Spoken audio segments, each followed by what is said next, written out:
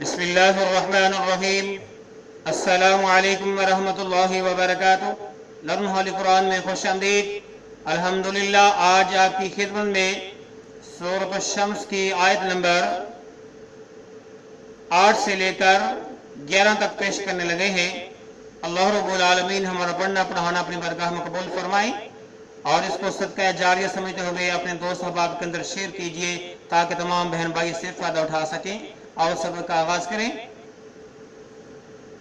اعوذ باللہ من الشیطان الرجیم۔ أعوذ بالله من الشيطان الرجيم. بسم اللہ الرحمن الرحیم۔ بسم الله الرحمن الرحيم.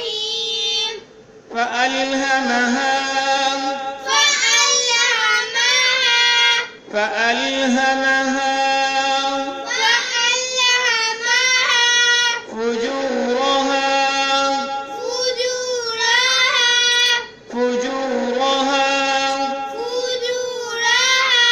وتقواها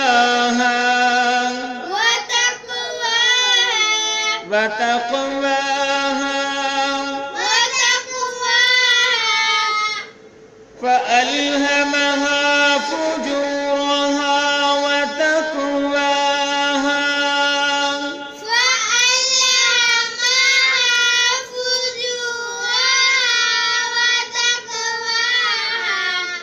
فألهمها فجورها وتقواها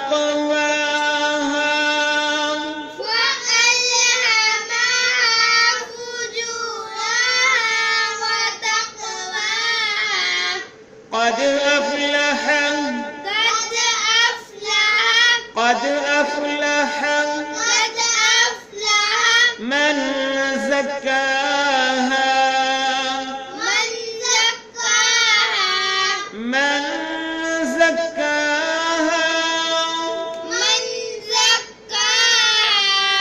وقد خاب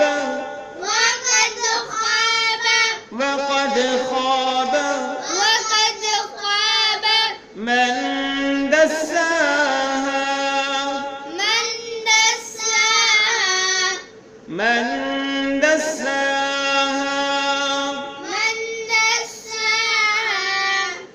قد أفلح من زكاها وقد خاب من دساها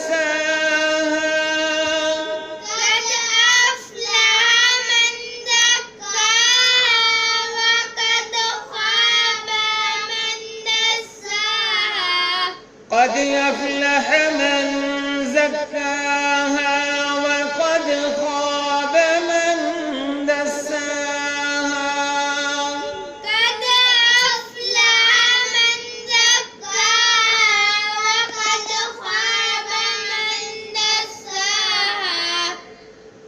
كذبت ثمود بطغواها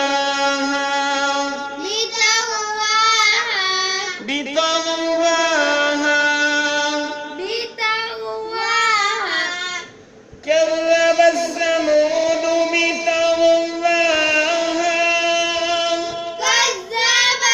ثمود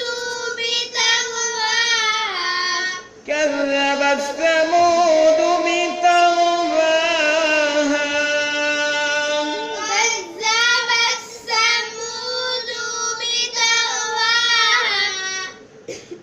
اور اب ہم اس کی معنی سیکھتے ہیں۔ ابھی ہم نے اس کو پڑھنا سیکھا، اب ہم اس کی معنی سیکھتے ہیں۔ اس کے ساتھ ہی ہمارا سبق مکمل ہو جائے گا۔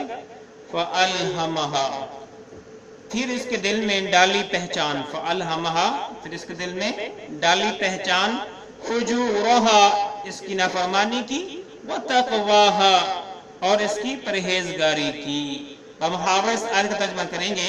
پھر قسم ہے اس کے دل میں بدی اور نیکی ڈالنے کی، قد تحقیق افلح کامیاب ہوا، من جس نے زکاہا اس کو پاک کیا، یعنی اپنے نفس کو پاک کیا، محاورہ جس نے اسے پاک کیا وہ کامیاب ہوا، وقد اور تحقیق خواب نامراد ہوا، من اور جس نے دساہا اسے خاک میں ملایا، اسے خاک میں ملایا، بمحاورہ سن لیں، اور جس نے اسے خاک میں ملایا وہ ناکام ہوا۔